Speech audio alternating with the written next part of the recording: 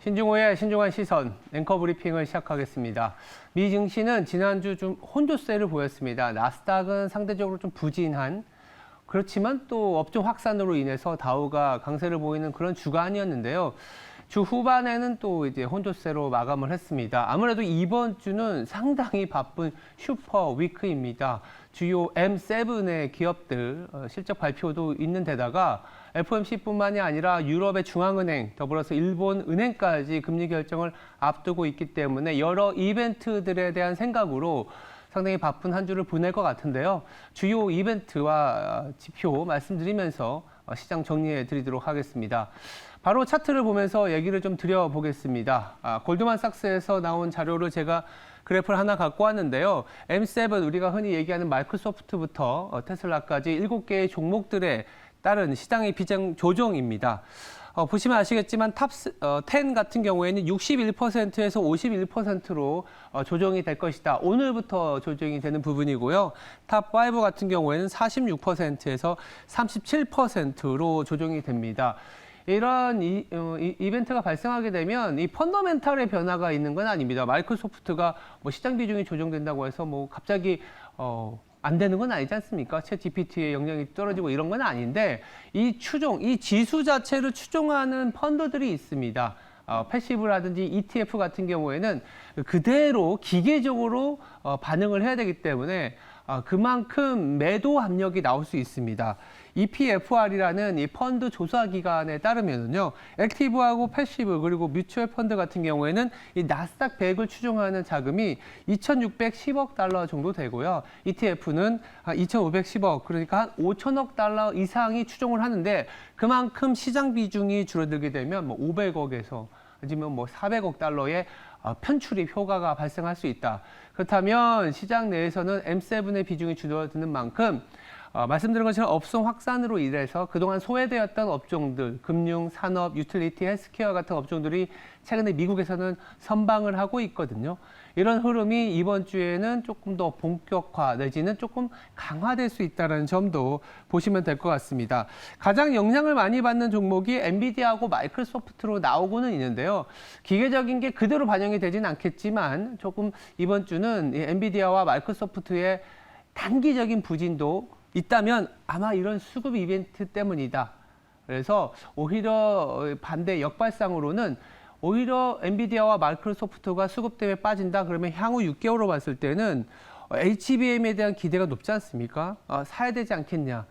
그래서 이게 약간 옥신각신할 것 같습니다. 이런 이벤트 있다라는 거 챙겨두시기 바라고요. 두 번째 이벤트는 아무래도 이 차트를 보면서 말씀을 드려야 될 것 같아요. FOMC와 관련된 얘기인데요. 연준은 이번 주에 금리를 올릴 가능성이 확실하게 돼 있습니다. 물론 뭐 카드는 봐야 되겠지만 25bp 확률이 99%까지 CME 패드 와치에서 반영을 하고 있는 상태인데 보시면 아시겠지만 지난 6월 1일에서 7월 말까지 거의 한 달 반 사이에 상당히 많은 변화가 있었습니다. 그렇지만 최근에는 보시면 6월 1일에서 7월 1일에 한 달 동안에는 금리에 대한 시장의 방향이 하이퍼롱거, 즉 금리 올리고 상당히 유지된다는 거에 대해서 한 달 동안 빠르게 반영을 했어요. 근데 7월 이후에 보시면 크게 변화가 없지 않습니까?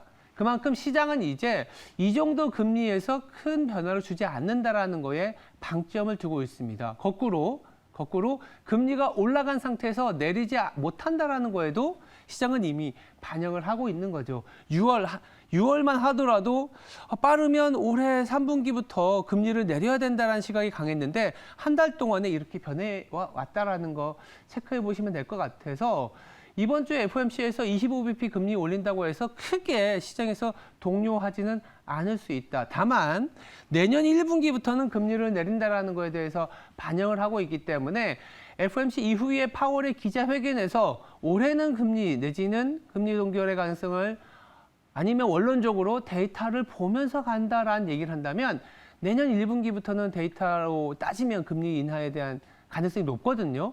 그 정도 수준이면 컨센서스에 부합한다. 그래서 달러화가 뭐 급등을 하거나 이러진 않을 거라는 생각은 들 수 있습니다.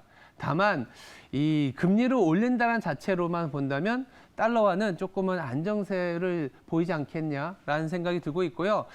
연준뿐만이 아니라 다음 차트를 보면 이번 주 상당히 중요한 이벤트가 ECB하고 BOJ입니다. 왜 ECB냐면요. 유로화가 달러화에서 차지하는 비중이 58%이고요. 일본의 엔화가 15%, 13% 정도 됩니다. 둘이 합치면 달러화 지수에서 70%의 통화의 비중이기 때문에 유로화가 강해지거나 내지는 엔화가 강해진다면 달러화가 약해질 수 있습니다. 달러화가 약해진다면 원화가 강세로 가질 수 있는, 그리고 외국인이 들어올 수 있는 그런 모멘텀인데, 당장 유럽 같은 경우에는 금리를 올리면서 유로화가 단기적으로는 강해질 수 있겠지만 중장기적으로 내지는 지금 시장에서 알고 있는 거는 유럽의 경기가 그렇게 좋지는 않지 않습니까? 물가가 높아서 기준금리를 올리는 거기 때문에 유럽의 이벤트로 인해서 달러화가 약해질 수 있는 가능성은 이번 주 같은 경우에 좀 제한적이다라고 볼 수 있고요.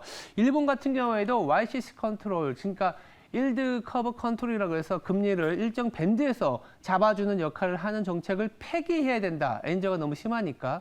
그러면 이제 엔화가 좀 강세로 가질 수 있는데 아직은 고수하겠다라는 게 중론입니다.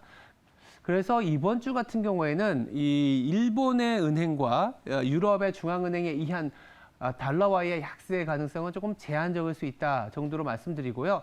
다만 연준의 정책 이후에 중국의 지준율 인하가 나타날 수도 있는 상황이기 때문에 오히려 중국의 정책이 나와준다면 달러가 좀 약해질 수 있는, 물론 이 지수에는 편입이 돼 있지 않지만 전체적인 경제 규모를 말씀드리면 이 지준율 인하가 나타나는지는 한번 챙겨볼 수 있다. 그래서 정리해보면 오늘의 브리핑에서는 이렇게 말씀드릴 수 있을 것 같습니다.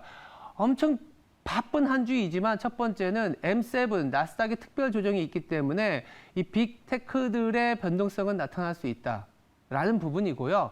주중반에 FOMC와 ECB, BOJ 결정 이후에는 달러화가 다소 반등이 나오겠지만 중국의 정책에 따라서는 주 후반에 갈수록 달러가 약세를 갈 수 있는 가능성이 있기 때문에 이번 주는 좀 눈치 보기 보다가 8월부터 다시 방향성이 나타나지 않겠나, 이렇게 정리해 드리겠습니다. 네, 지금까지 신중한 시선이었습니다. 오늘 하루도 성투하시기 바랍니다. 감사합니다.